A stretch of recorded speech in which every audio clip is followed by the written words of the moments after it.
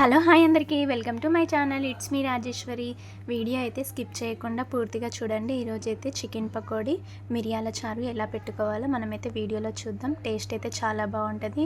Skip చేయకుండా అందరు చూడండి. ఇప్పుడైతే ముందుగా అయితే మనం టమాటాలు ఒక 5 అన్న 6 అన్న తీసుకొని కొద్దిగా చింతపండు వేసి పొయ్యి మీద మనం పెట్టాలి. వాటర్ పోసేసి ఇలా వాటర్ పోసి పొయ్యి మీద పెట్టి మూత పెట్టేసి ఒక 15 మినిట్స్ బాగా ఉడకనివ్వాలి. ఇలా ఉడకనిచ్చిన తర్వాత ఇలా 15 మినిట్స్ అయితే మనకు టమాటాలు బాగా ఉడికినాక ఇప్పుడైతే మూత తీసేసి ఇప్పుడు ఇది పక్కన మూత పెట్టేసి పక్కన పెట్టుకోవాలి. ఇప్పుడు మిరియాల చారుకి మనం చిన్నుల్లిపాయలు, జీలకర్ర, కొద్దిగా మిరియాల పొడి, లేకపోతే మిరియాలు ఉంటే మిరియాలైనా వేసుకొని బాగా రోట్లో అయితే వేసుకొని బాగా దంచుకోవాలి. ఇలా దంచుకున్న తర్వాత ఈ పొడి మనమైతే పక్కన పెట్టుకోవాలి. ఇప్పుడు చారులోకి మనమైతే 2 ఆనియన్స్ తీసుకోవాలి. 2 ఆనియన్స్ అన్నా లేదా 1 ఆనియన్ తీసుకొని 2 పచ్చిమిర్చి తీసుకొని నీట్గా పొడుగ్గా సన్నగా కట్ చేసుకోవాలి. ఇలా కట్ చేసుకున్న తర్వాత మనమైతే ఇలా పక్కన పెట్టుకోవాలి. తర్వాత ఇందాక మనం ఉడకపెట్టుకున్న టమాటాలు, చింతపండు రసాన్ని అయితే బాగా చల్లనీళ్ళు పోసుకొని ఆ రసాన్ని ఒక గిన్నెలోకి అయితే మనం ఇలా చింతపండుని, టమాటాలని అయితే ఇలా తీసుకొని ఆ రసాన్ని పక్కన పెట్టుకోవాలి.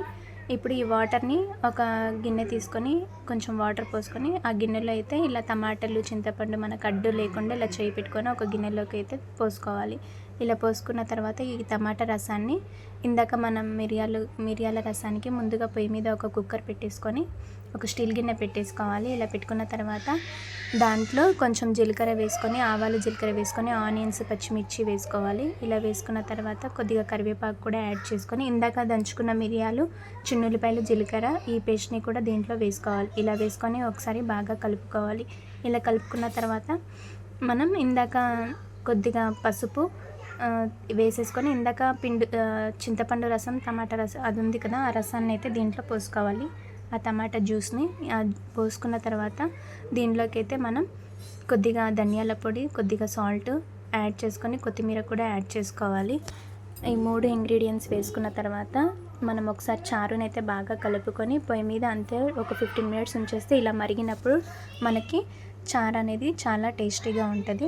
సో మిరియాల రసం ఇలా టేస్టీగా మరిగిన తర్వాత పక్కన పెట్టుకోవాలి ఒక గిన్నెలో పోసుకొని. ఇప్పుడు చికెన్ని బాగా నీట్గా 2-3 సార్లు కల్లుప్పు, కొంచెం పసుపు వేసి బాగా కడుక్కొని తర్వాత మనం దీంట్లోకి అయితే 2 టేబుల్ స్పూన్ అల్లం వెల్లుల్లి పేస్ట్, పసుపు, తగినంత కారం అయితే వేసుకోవాలి.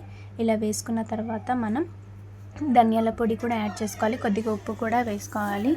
ఇలా వేసుకొని గరం మసాలా, కొద్దిగా చికెన్ మసాలా అయితే చికెన్ పకోడీకి మనం ఈ ఇంగ్రీడియంట్స్ అన్నీ వేసుకోవాలి. ఇప్పుడు కొద్దిగా వంట నూనె యాడ్ చేసుకొని 2 table spoon cornflour, 2 table spoon మన బియ్యం పిండి వేసుకోవాలి. ఇప్పుడు ఇలా పిండిలన్నీ వేసుకున్న తర్వాత మనమైతే ఈ మిశ్రమం మొత్తం బాగా నీట్గా కలుపుకోవాలి. ఇలా నీట్గా కలుపుకొని ఆ మసాలా మొత్తం ఆ ముక్కకి పట్టుకునేటట్టు బాగా కలుపుకొని ఒక 20 మినిట్స్ పక్కన పెట్టుకోవాలి. ఇప్పుడు పొయ్యి మీద బాండి పెట్టుకొని మనమైతే ఆయిల్ పోసుకొని ఇప్పుడు పకోడీ మనం ఇందాక నానబెట్టుకున్న చికెన్ అయితే తీసుకొని ఇలా పకోడీ అయితే వేసుకోవాలి. ఇలా వేసుకొని లో ఫ్లేమ్లో పెట్టుకొని మనమైతే ఉంచాలి. ఎందుకంటే లోపల చికెన్ ముక్క అనేది ఉడకాలి కదా. సో ఇవి గోల్డెన్ కలర్ వచ్చే వరకు ఉంచాలి. ఒకసారి మధ్యలో కలుపుకొని ఇలా గోల్డెన్ కలర్ వచ్చాక మనమైతే వీటిని ఒక గిన్నె తీసుకొని దానిలో అయితే సర్వ్ చేసుకోవాలి.